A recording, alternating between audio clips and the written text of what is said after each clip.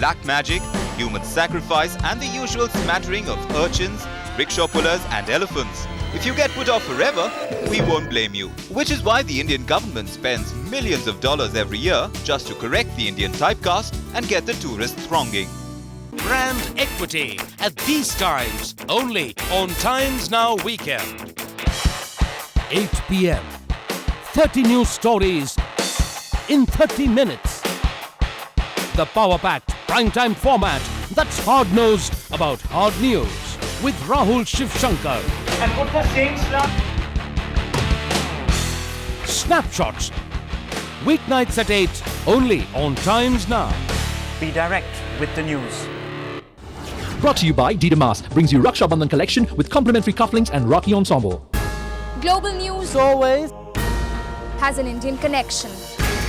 Reuters Berlin, St. Petersburg. In parts of Utah, the Reuters World Report bringing the world alive. to you. In Jerusalem. New York, Tokyo. London, Times Now. Times Now. Times Now. Because India wants to know. Reuters World Report. Weeknights at 8:30, only on Times Now.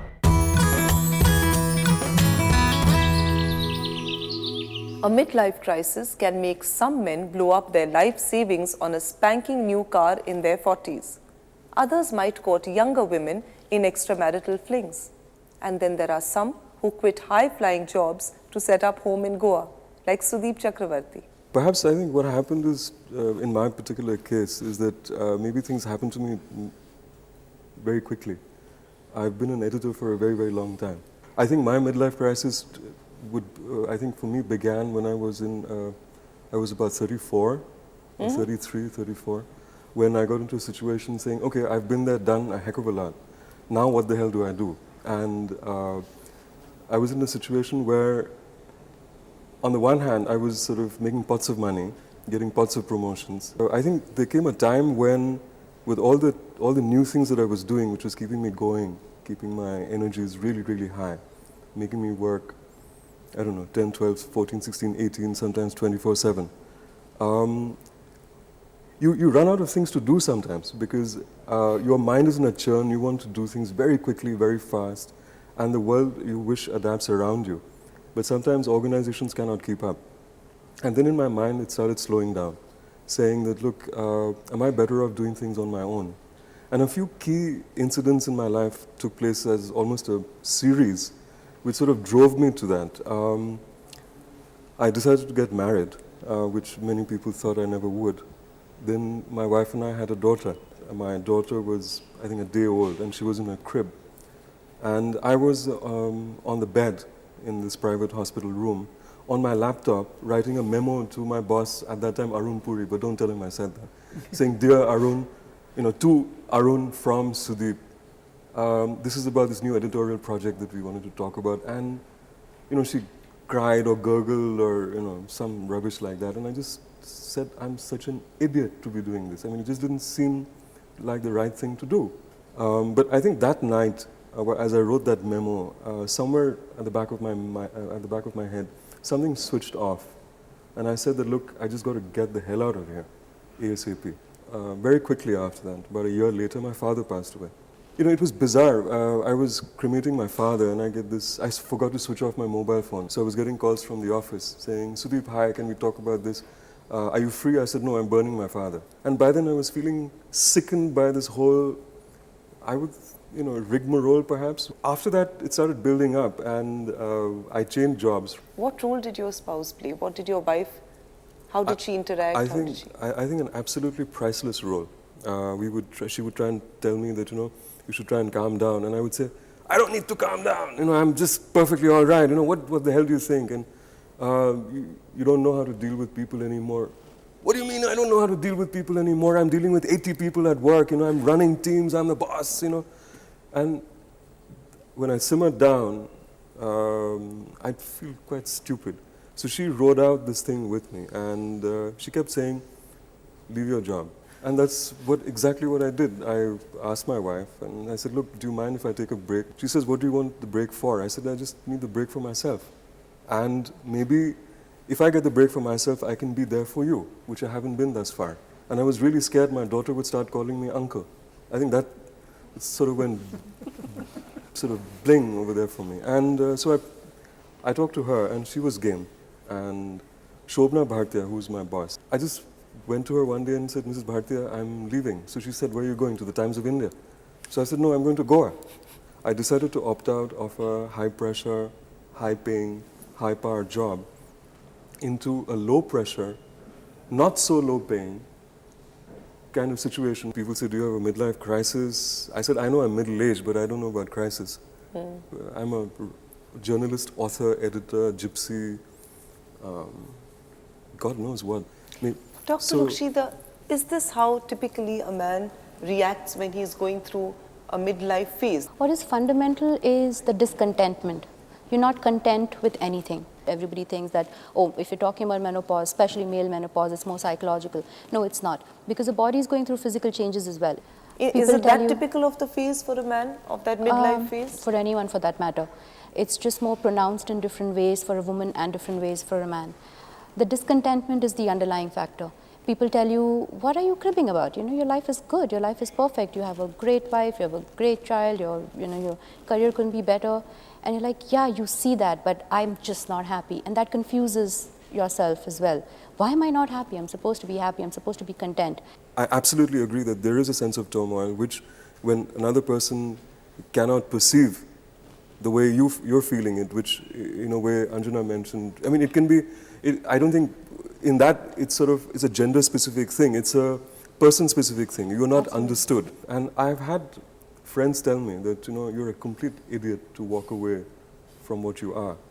I've equally had friends tell me that we'd give half an arm and a leg and possibly half a posterior as well to do what you are doing now. It's a great feeling. Anil, you also, in the mid-stage of your life, went through a divorce and subsequently you decided to shift country of residence from the US to... I did shift from US to India 2 years ago. And why did this separation happen at this stage of your life? Being in US without a lot of family support, you really put a lot more pressure on your spouse. I used to have this experience which was very, it's like fire and ice kind of thing.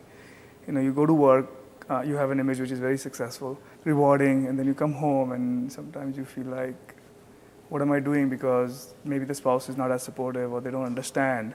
Dr. Rukshida, is it typical for a man going through a midlife phase when he's questioning everything else to also question his marital relationship? Yes, you question everything that's important to you. So your marriage is an essential part of your life. So you are going to question that as well. And because it's supposed to be one of the pillars of your life, again, you want it to be perfect. But the essential thing is to think about that I'm going through change right now and maybe that person is not seeing it, and to let them know that this is what's happening to me. Was it a burnout then for you, Sudeep? I don't think I burnt out at all. I think I was just bored out of my skull. It's a very positive burnout. I mean, if you want to call it burnout, I'm happy. It's not crisis at all. Yeah. It's a positive sign, in fact. A crisis is also an opportunity for you to change and grow and evolve. Yeah, but so crisis is not always, it doesn't have to have a negative connotation to it at all. I think I just have to be honest, and you can't get away from the fact that there is an iota or two of negative emotion, because positive emotion doesn't bring you into churn.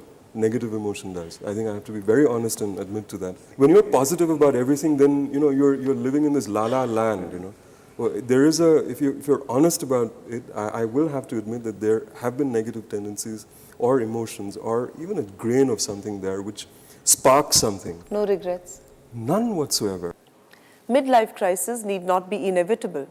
There are those who are charting out their own life and sidestepping it. We'll meet with them after a break. If you're leaving an organization, everybody looks at you as if you've died. I don't want to look into the mirror one fine day and figure that I've gone old and I've done nothing. Yeah, I think by itself it's a very defeatist thing to hear.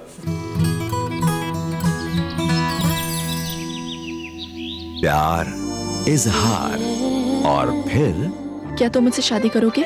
शादी जीवन के हर खूबसूरत लम्हों को सजाए। Collection G by डीडमास and World Gold Council. शादी करके फंस गया यार। May I come in, sir? Ah, Mr. Kumar. Please come in. The management is very pleased with your work. And here is your performance incentive. Go ahead.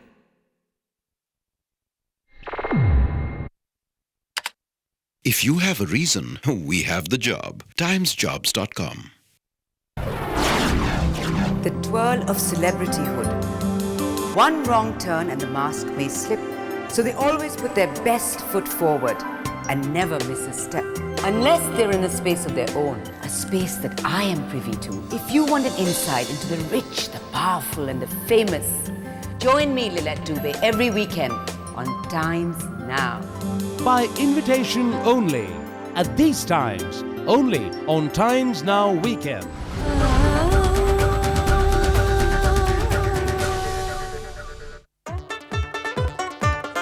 On The Foodie this week, Kunal checks out street food across cities. I must say I prefer this to the Delhi puchka.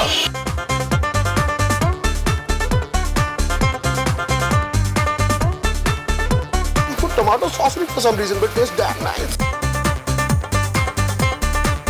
अलग ही चीज़ है आपकी, बहुत ही अच्छा है.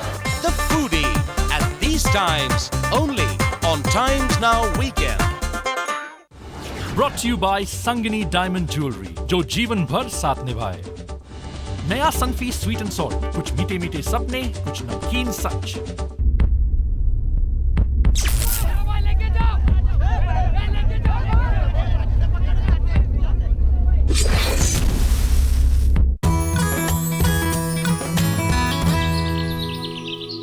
Today, young urban professionals have the freedom to make independent career choices that the previous generation probably didn't.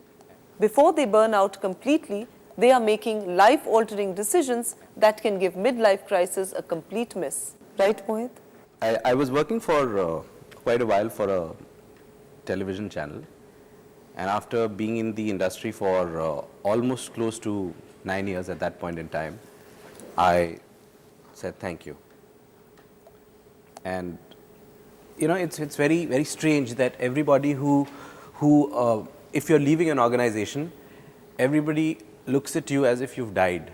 And invariably, everybody would ask me just the same question. So where to?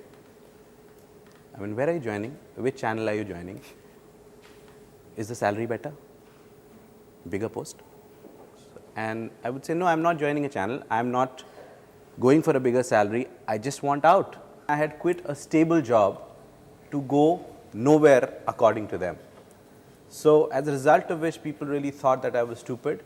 But for me, that was really the best decision I have ever taken in my life, because I wanted to accept, portray and believe in the fact that work is a part of my life, it's not my life.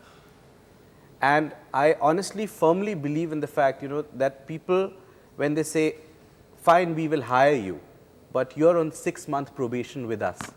I think professionals should also look at it and say, fine, but your organization is also on a 6-month probation with me. If it works for me, I will stay. Preeti, you also had a stock-taking moment in your professional area and you switched too. Yes, yes. What happened? I've been a writer. I was with agencies, and when I started working in an agency as a junior writer, I was like, yes, this is it. I want to be the creative director.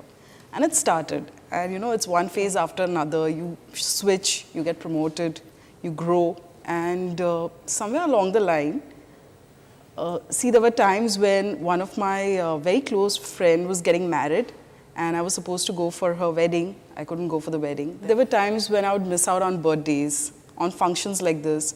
Even on a weekend, I would just be resting, because you're keeping like a 14 to 18 hour schedule sometimes. Sometimes you're working around the clock. So yeah, I was very happy doing what I was doing, but things like, the stress levels were very high. Pressures on you are so tremendous that there is really no getting away from it. And what invariably happens with each one of us, more I would say with men per se, because they're looked at as breadwinners, is that forget anything else really. Your life is just a summation of 3 alphabets, E, M and I. Your EMIs will dictate whether you will stay in a job, whether you will leave a job, whether you